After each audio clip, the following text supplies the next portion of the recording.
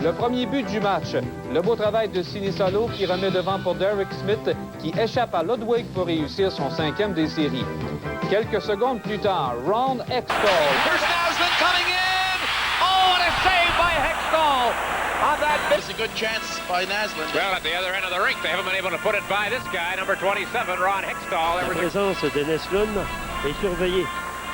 La façon dont il est mis en échec par la suite. Il y a eu deux options ici pour Swoboda. Le tir au filet et la passe pour Naslund qui avait plus d'angle. Le jeu aurait pu réussir lorsque Naslund est coupé devant le filet, mais il n'avait pas d'angle. Avec l'empilade et également le jeu est assez libéral sur le genre de jeu. Mais ici, il ne faudrait pas ambitionner. Alors Naslund est probablement un de ceux chez les Canadiens qui a obtenu le plus de bonnes chances. C'est difficile pour lui d'obtenir de bons lancers, mais quand même, il était dans l'enclave. On a pu le déplacer à la dernière fraction de seconde. Il a eu également cet échappé lorsqu'il a voulu passer de 10 dans des... Plusieurs, c'est Jay Wells qui a frappé, qui a frappé Corson. Jay Wells qui est au banc des pénalités, de même que Shane Corson.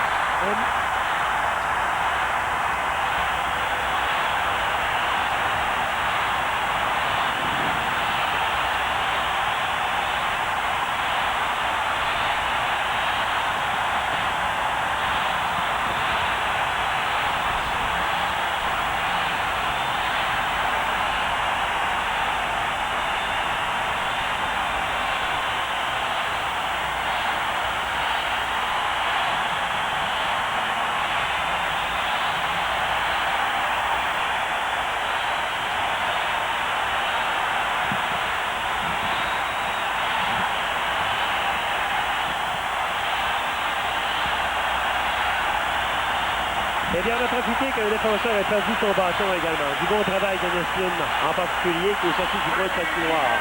Un jeu qui paraissait inoffensif au départ, mais lorsqu'on a déplacé le gardien, eh bien, il libérait la barre ici. Le tir, quel bel arrêt de Brian, de Ron Hextall sur un bon tir de Mike Keane. Keane a bien pensé. Il n'avait pas la confiance d'obtenir assez de vitesse pour s'avancer plus près.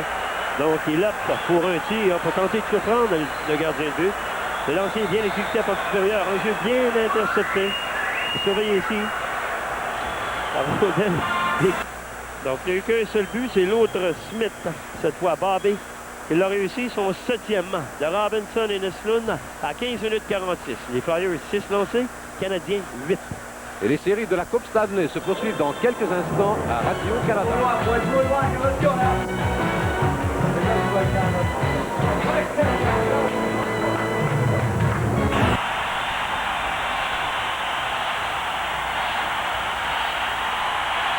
Et nous aurons un 6e match, et c'est donc dire, M. Tremblay, que demain nous partons pour Philadelphie. Eh bien, première victoire en 3 des Flyers en prolongation et première défaite des Canadiens. Bobby Smith qui est furieux, qui a projeté la rondelle à l'autre bout de la patinoire. Et chez les Flyers, évidemment, un moment d'exaltation. C'est encore un long jeu d'Hextall.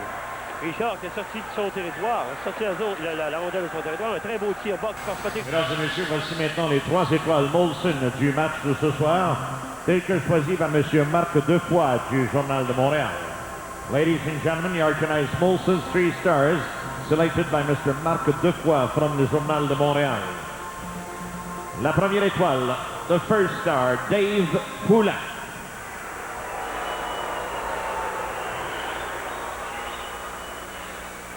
La deuxième étoile, the second star, Ron Hextall.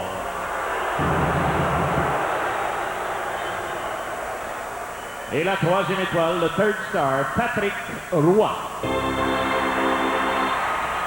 Mesdames et messieurs, la brasserie Molson et le club de hockey canadien vous remercie pour votre présence au forum ce soir et vous donne rendez-vous à la prochaine. Dans les tirs au but et finalement à 5-0-2 de la première période de prolongation, Dave Poulin, le capitaine, qui permet aux Flyers de gagner ce 5e match. C'était son 6e de série. C'est à Philadelphie, jeudi soir, 11 mai, à compter de 19h30, en direct du Spectrum. Au revoir, mesdames et messieurs, et à jeudi. such a tight series, scoring the first goal has taken on almost mythical proportions. So when Ilka Sinisalo set up Derek Smith early in the second period, the Flyers believed they had the edge they lacked in games 2, 3, and 4. You know, in the last couple of games, we've been playing from behind the whole time, and you know, Montreal's got a great defensive team. They get into a defensive shell, and it's hard to break them. So tonight we got that first goal, and we played like they did. Indeed, the Flyers were beating the Canadiens at their own game. Rush after rush ran into an orange picket line. Philadelphia frustrated the Montreal forwards. They didn't give us any free ice, and from sometime in the second period when they took the lead, then they started to play a little bit more defensive, and the openings were harder to come by. And Pat Burns frustrated with his players. Pat Burns was angry, and as the Canadiens pressed, they opened themselves up. Midway through the third period, Pelle Eklund and Mike Bullard broke in 2-on-1, but Patrick Waugh made the save of the night. And a brilliant save by Patrick Waugh. It was a tremendous save. It kept us in the game. I don't think it goes without saying that if they'd gone ahead 2-0 at that point, we wouldn't have been in overtime. Montreal had the lift it needed. There was more jump, more hustle than earlier.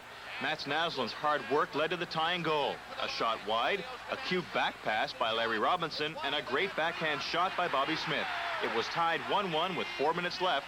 The Flyers bent, but Captain Dave Poulin says they didn't break. There was no letdown at all, and there was no letdown when we came in before the overtime period. It was not a letdown hockey team in there. It was very upbeat and very rah-rah and very, hey, we're going to go out and do it, and we're due to win an overtime game. We've lost a couple this year, and why not save it till tonight? The Canadiens were 3 for 3 in overtime in the playoffs. The Flyers winless in 2.